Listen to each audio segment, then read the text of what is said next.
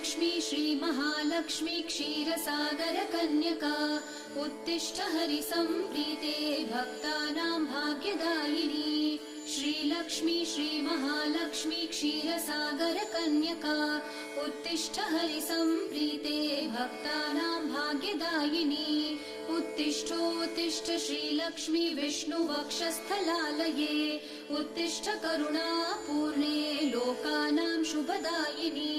उत्तिष्ठोत्तिष्ठ श्रीलक्ष्मी विष्णुवक्षस्थलालये उत्तिष्ठ करुणापूर्णे लोकानां शुभदायिनी।